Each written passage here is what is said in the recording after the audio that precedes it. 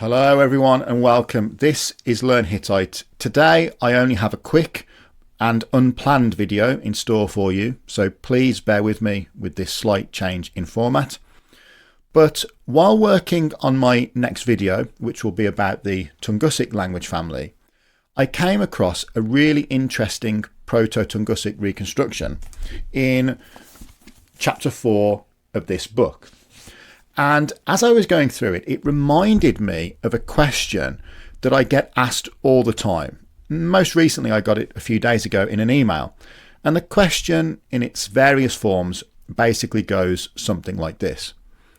Were proto-languages actually spoken, or are they just made up by linguists? In fact, actually, let me just read the email.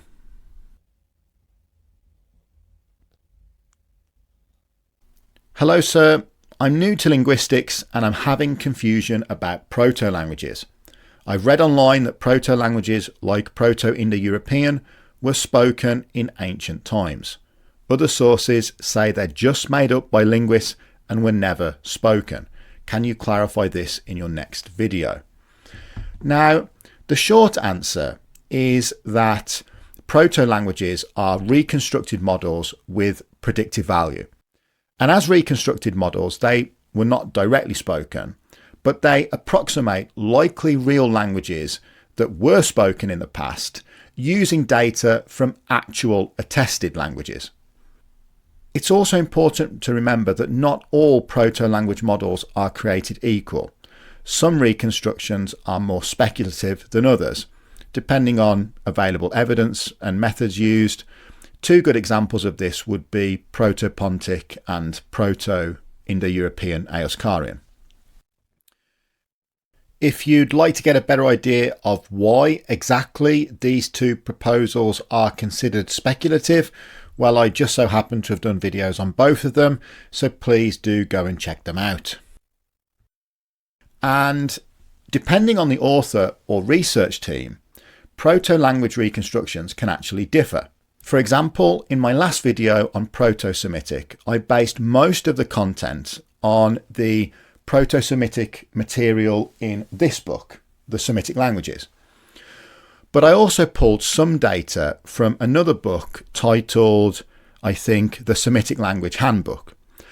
Now, these two reconstructions presented in these two different publications, they aren't identical.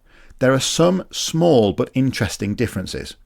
But it's important to remember that they are both far more in agreement than they are in disagreement. Another question I often get asked goes something like this. Where are the texts in these proto-languages? If they don't exist, aren't proto-languages just made up? I completely understand why people might think that, but really it's a misunderstanding of what proto-language models are. A proto-language model, like Proto-Indo-European, is just like any other scientific model. It's our best attempt to describe what something was like and how it worked.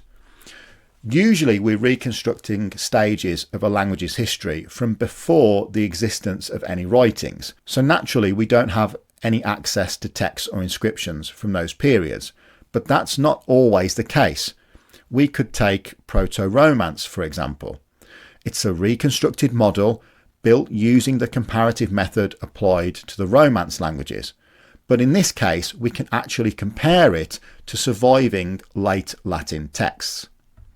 And if I remember correctly, the reconstruction is highly comparable to late Latin. There's just some minor deviations in phonology, if my memory serves me well.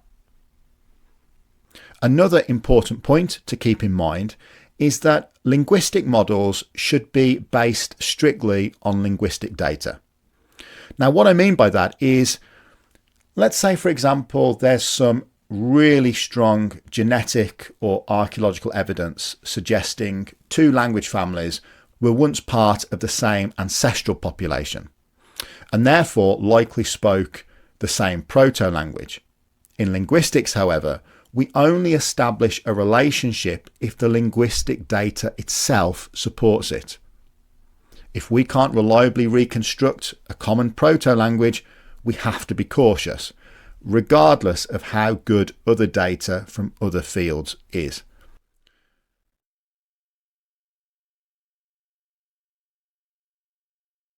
There have been several issues in the past with language family classifications, for example, where non-linguistic evidence was mixed in, leading to some problematic conclusions. Lyle Campbell actually mentions this in his book on historical linguistics. So, to sum up then briefly, proto-languages are models. Linguistic models, and in that sense they weren't spoken, but if they're built with a solid methodology, they probably do reflect real languages that were once spoken. If you've got any more questions on proto-languages or language family classifications, stuff like that, please do leave me a comment. That's going to be all from me for today. Goodbye for now.